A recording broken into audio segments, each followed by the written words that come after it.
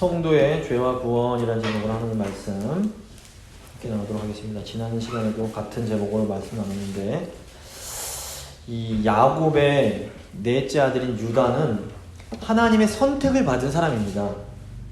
유다는 그 다윗 왕의 조상일 뿐 아니라 예수님도 혈통적으로는 유다의 후손으로 태어나시게 됩니다. 그런데 아시다시피 유다가 세상의 유혹에 넘어가서 하나님을 알지 못하는 가나안 사람들과 어울리게 됩니다. 유다는 처음에 약속의 자리를 떠나서 이 세상의 부와 명예를 추구하다가 결국에는 모든 것을 잃고 음란하게 우상을 섬기는 자리까지 나아가서 타락을 하게 됩니다. 하지만 우리 하나님께서는 하나님께서 선택하신 이 유다를 이 다말이라는 여인을 통해서 잘못을 깨닫게 하시고 다시 약속의 자리로 돌아가게 하십니다. 그리고 하나님은 요셉을 통해서 유다와 그 가족들을 구원해 주십니다. 이 유다의 모습은 연약한 우리들에게 참 큰 위로와 소망이 됩니다. 우리가 비록 연약하여 약속의 자리를 떠날지라도 하나님께서는 결국 우리를 회복시켜 주시고 구원해 주심을 보게 되기 때문입니다. 오늘 본문 세 부분으로 살펴볼 텐데, 첫 번째 두려움의 죄입니다. 두려움의 죄. 두 번째 역설적인 믿음. 세 번째 하나님의 주권입니다. 두려움의 죄, 역설적인 믿음, 하나님의 주권.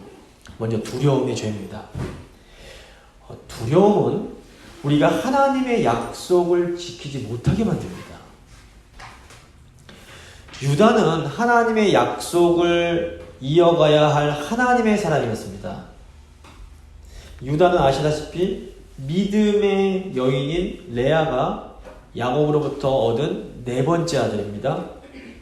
레아는 하나님을 욕망함으로 구원을 받고 참된 행복을 찾은 여인입니다. 레아도 처음에는 잘못된 것을 욕망했습니다. 레아가 무엇을 욕망했습니까? 남편의 사랑을 욕망했습니다. 레아는 이 남편 야곱의 사랑만 받으면 나도 행복해질 수 있을 거라고 생각을 했습니다. 그래서 레아가 아들을 낳을 때마다 이번에는 남편이 나를 사랑해 주겠지 라는 간절한 소망을 품었습니다. 하지만 이게 잘못된 욕망이었기 때문에 아들을 낳을 때마다 레아의 소망은 좌절되고 또 좌절됐습니다. 이에 따라서 레아의 실망과 낙심도 점점 더 커져가게 되었습니다. 그런데 이 레아가 넷째 아들을 낳을 때에 믿음의 결단을 합니다. 레아는 이때부터 내가 이제부터 남편이 아니라 오직 하나님께 소망을 두고 살겠노라 이렇게 결단을 한 겁니다. 그래서 레아가 이 넷째 아들의 이름을 유다라고 짓게 됩니다. 유다는 찬송이란 뜻입니다. 이후로 레아는 이후로 레아는 어떤 상황에서도 하나님이 주시는 이 평안과 소망 속에서 살 수 있게 됩니다. 그리고 결국에는 나중에 보면 레아가 그토록 사랑했던 남편과 같은 무덤에 안치되어서 영원히 함께 지낼 수 있게 됩니다. 이 유다는 어머니 레아의 믿음의 고백이 담긴 이름입니다. 당연히 레아는 유다에게 특별한 애정을 가지고 믿음으로 유다를 양육했을 것입니다. 유다는 신앙 좋은, 당시에는 유일한 신앙인들인 그 야곱과 레아 밑에서 신앙 교육을 받으면서 자라난 사람입니다. 유다는 하나님께서 이 증조 할아버지 아브라함에게 주신 이 약속에 대해서 잘 알고 있었을 것입니다. 그런데 어쩐 일인지 이 유다가 부모님과 형제들을 떠나서 가나안으로 가서 가나안 사람들과 어울립니다. 근데 유다는 교회에서 태어나서 신앙생활 잘 하다가 세상 유혹받아서 교회를 떠난 사람을 상징할 수도 있고, 또는 교회에 다니고 있기는 하지만 실제로는 마음이 저 세상을 계속 바라보고 있는 그런 사람도 유다 같은 사람이라고 볼 수 있습니다. 이렇게 유다처럼 죄에 빠져서 세상적인 것을 욕망하는 사람들의 특징이 하나 있는데, 그게 뭐냐면 하나님의 약속에 무관심하다는 겁니다. 구약과 신약에 걸쳐서 나타나는 하나님의 약속이 무엇입니까? 하나님의 약속은 구원자를 통해서 하나님의 백성들을 구원해 주시겠다라는 것입니다. 이 구원자의 약속이 처음 나오는 곳이 창세기 3장입니다. 하나님께서 여인의 아담과 하와에게 여인의 여인의 후손을 통해서 뱀의 머리를 부수겠다, 구원하겠다 이렇게 약속하십니다. 창세기 3장 15절 보시면 여인의 후손, 여인의 씨는 내 머리를 상하게 할 것이요. 이제 이 뱀의 머리를 말합니다. 이후로 이 구약의 하나님 백성들에게 가장 중요한 사명이 있었는데 그게 뭐냐면 이 여인의 씨, 여인의 후손을 지키고 보존하는 겁니다. 그래서 아브라함의 삶을 보시면 그 삶의 가장 중심에 이 약속의 후손이, 약속의 씨가 있었습니다. 그러니까 아브라함이 일평생 동안 뭐 했습니까? 이 약속의 씨, 약속의 후손을 소망했습니다. 오랜 시간 동안 약속의 후손을 기다리고 또 정말 기적적으로 100세에 이 약속의 후손을 낳고 그리고 나중에는 그 귀한 약속의 후손을 하나님께 바쳐야 됐습니다. 근데 이 창세기 38장에 나오는 유다 이야기의 중심에도 이 약속의 후손, 약속의 씨가 있습니다. 유다의 차남인 오난이 죽은 이유도 이 약속의 후손, 이 약속의 씨를 낳는 것을 거부했기 때문입니다. 창세기 38장 8절입니다. 유다가 오난에게 이르되 내 형수에게로 들어가서 남편의 아우된 본분을 행하여 내 형을 위하여 씨가 있게 하라. 오난이 그 씨가 자기 것이 되지 않을 줄 알므로 형수에게 들어갔을 때에 그의 형에게 씨를 주지 아니하려고 땅에 설정하며, 씨라는 말이 계속 강조가 됩니다. 오난은 이기적인 욕심 때문에 하나님의 그 약속의 후손, 약속의 씨가 태어나는 것을 방해합니다. 이 이기적인 욕심 때문에 결국 오난은 죽임을 당하게 됩니다. 이 유다의 씨가 왜 중요합니까? 다윗 왕과 예수님이 이 유다의 후손, 유다의 씨이시기 때문입니다. 예수님께서 2000년 전에 하나님의 약속에 따라 하나님의 백성을 구원하실 구원자로 이 땅에 오셨습니다. 이제 예수님께서 이 땅에 이미 오셨으니까 이 약속의 후손, 이 약속의 씨를 지키는 것은 이제 뭐 더 이상 의미가 없는 걸까요? 결코 그렇지가 않습니다. 교회는 약속의 씨이신 예수 그리스도의 몸입니다. 그러니까 우리는 약속의 씨의 몸입니다. 2000년 동안 교회는 계속해서 믿음으로 이 약속의 씨이신 예수 그리스도를 계승해 왔습니다. 오늘날에도 교회는 약속의 씨이신 예수 그리스도를 잘 지켜가야 할 사명과 책임이 있습니다. 교회가 약속의 씨를 지키는 두 가지 차원이 있는데, 우선 하나는 예수님이 하나님이 보내주신 구원자라는 이 믿음을 잘 지킴으로 이 씨를 지키는 겁니다. 일제시대 때 저희 제목교회가 핍박을 각오하고 신사참배 거부했던 것이 좋은 예 중 하나입니다. 오직 예수님 외에는 우리가 섬길 수 있는 구원자가 없다라는 이 믿음을 지키는 것이 약속의 씨를 계승하는 아주 좋은 방법이었습니다. 근데 또 다른 차원이 있는데, 예수님이 구원자라는 이 귀한 믿음을 소유한 사람들을 잘 세움으로써 이 씨를 지키는 겁니다. 그러니까 우리가 아무리 믿음을 잘 지켜도 이 귀한 믿음이 다음 세대로 계승되지 못하면 이 약속의 씨를 지킬 수가 없는 겁니다. 유다도 보시면 처음에는 큰아들을 다말과 결혼시켜서 이 약속의 씨를 낳으려고 했습니다. 그런데 결국 큰아들과 둘째 아들이 죽고 난 후에 유다가 약속의 씨 낳는 것을 포기해버립니다. 창세기 38장 11절, 유다가 그의 며느리 다말에게 이르되 수절하고 내 아버지 집에 있어 내 아들 셀라가 장성하기를 기다리라 하니 셀라도 그 형들같이 죽을까 염려함이라. 유다가 처음에 약속의 씨를 낳으려고 하다가 그나마 있는 아들까지 죽을까 봐 겁이 납니다. 약속의 후손을 계승해야 하는 유다가 자신의 그 귀한 사명을 이루지 못했던 것은 결국 두려움 때문이었습니다. 사실 유다의 두려움은 죄의 결과입니다. 하나님을 두려워하지 않는 사람은 내가 가진 것을 잃는 것이 너무너무 두렵습니다. 근데 하나님을 경외하고 하나님을 두려워하는 사람은 내가 가진 것을 잃는 것이 두렵지가 않습니다. 지금 아브라함이 자기 생명보다 더 소중한 그 약속의 씨 이삭을 하나님께 바칠 수 있었던 그 이유가 뭘까요? 창세기 22장 12절입니다. 사자가 이르되 그 아이에게 내 손을 대지 말라. 그에게 아무 일도 하지 말라. 네가 내 아들 내 독자까지도 내게 아끼지 아니하였으니 내가 이제야 내가 하나님을 경외하는 줄을 아노라. 무슨 말입니까? 아브라함은 하나님을 두려워했기에 하나님을 경외했기에 자신의 소중한 것을 드릴 수 있었습니다.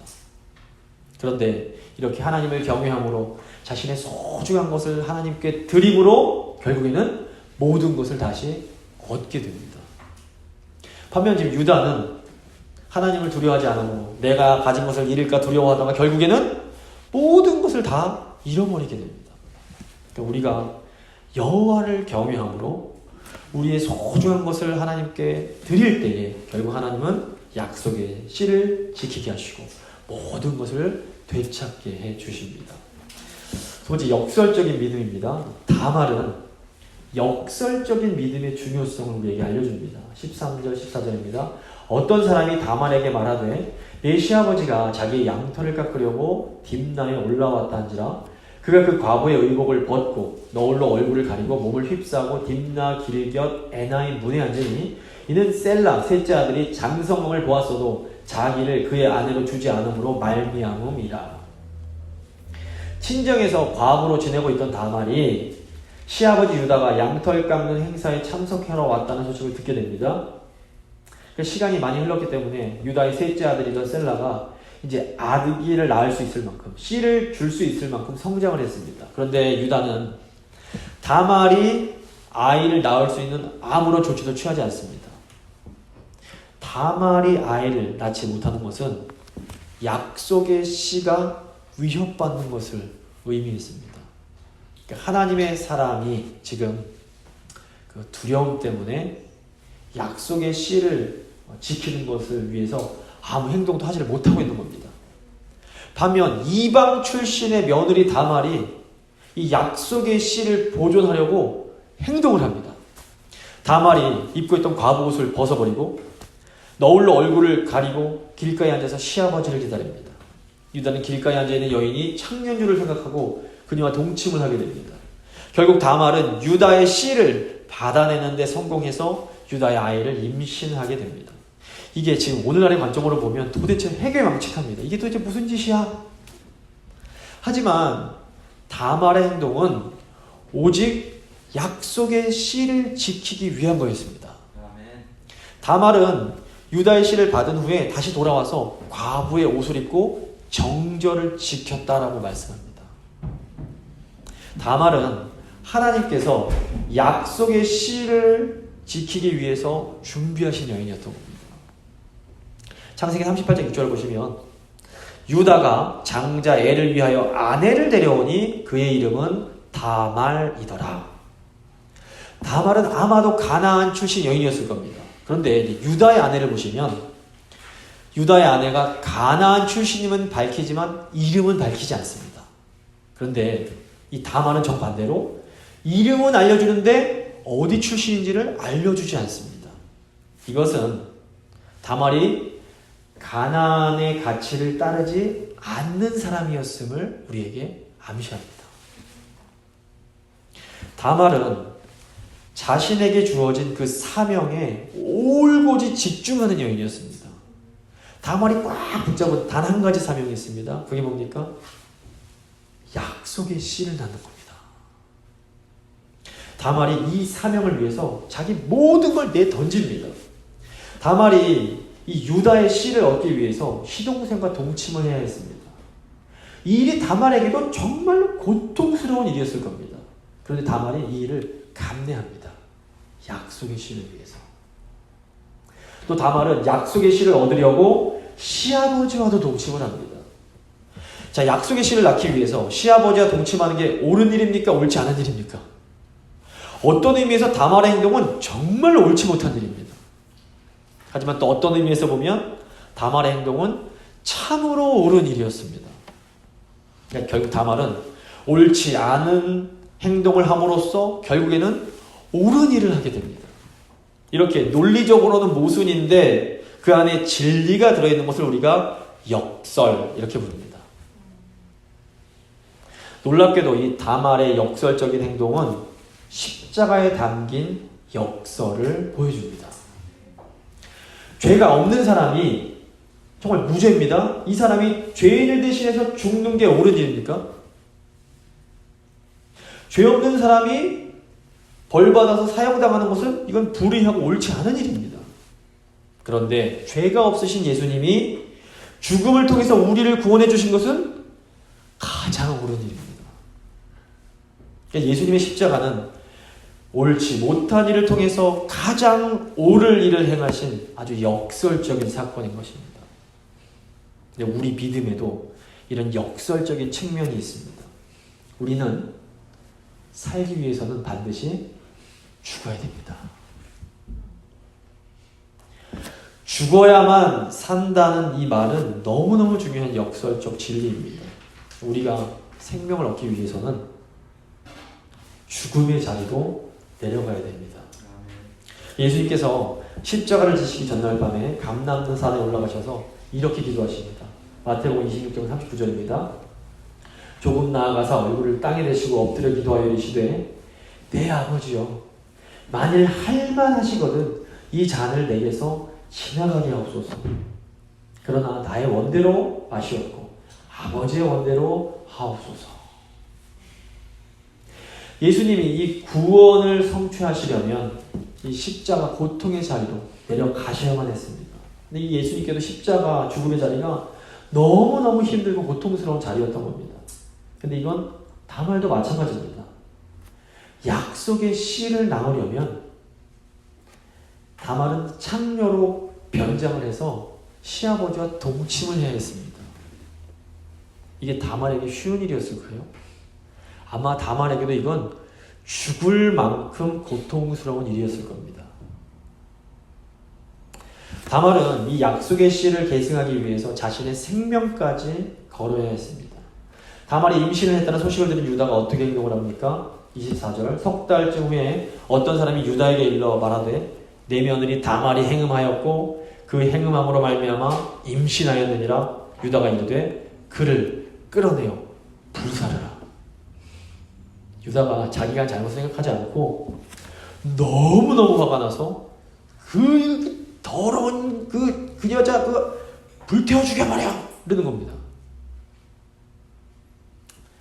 사무엘하 12장 보시면 다윗이 밧세바와 간음을 하고 이절을 감추려고 무리아를 죽입니다.